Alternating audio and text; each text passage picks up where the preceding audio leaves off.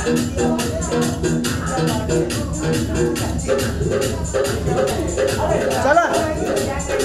बुलाइए। चल हाँ तो खड़े मिंग में इन्हें ज़्यादा अभिनय करेंगे चिकू।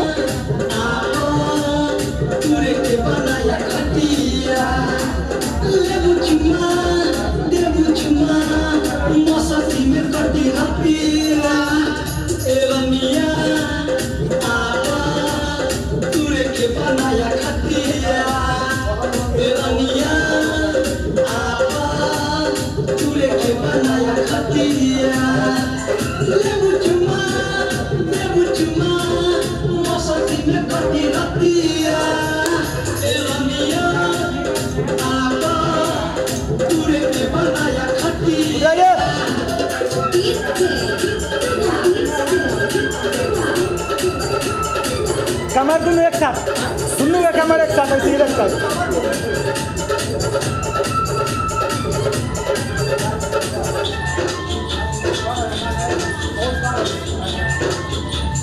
घूम जाना मुर्गा घूम जा। ओ चलो हो गया डांस कर।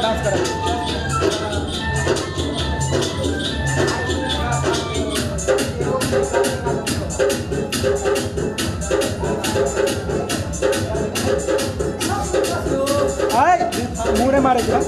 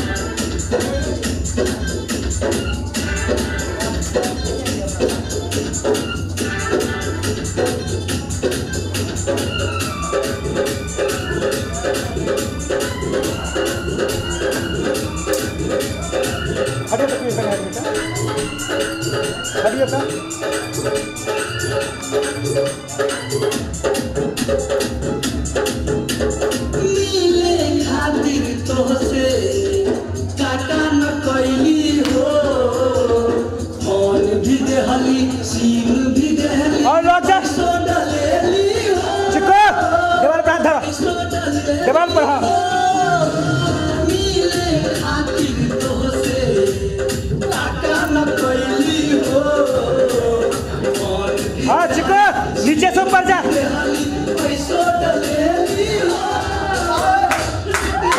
बस करिए बस हाँ हिलाइए बस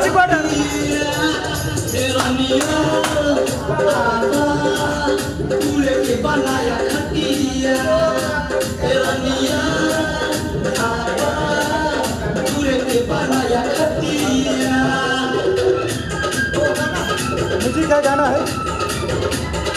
हाँ 1 मिनट तो स्टार्ट होगा। आप 1 मिनट थोड़ा कर दीजिए। चलिए हाँ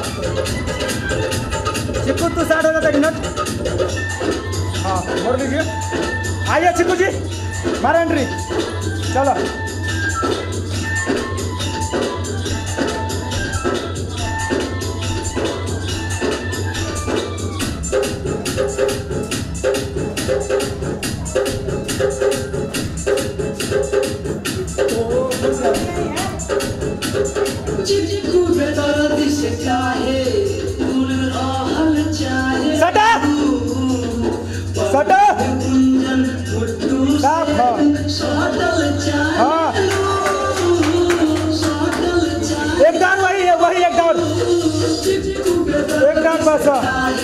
बस वही टोटल वाला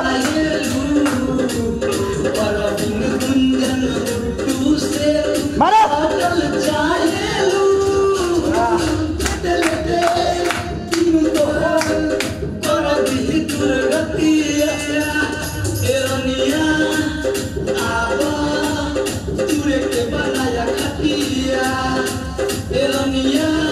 खटिया पर बैठ रहा दुनू, बैठ रहा गोड़ ऊपर का, गोड़ ऊपर का, गोड़ ऊपर। चलिए हो जाएगा यहीं। घूम के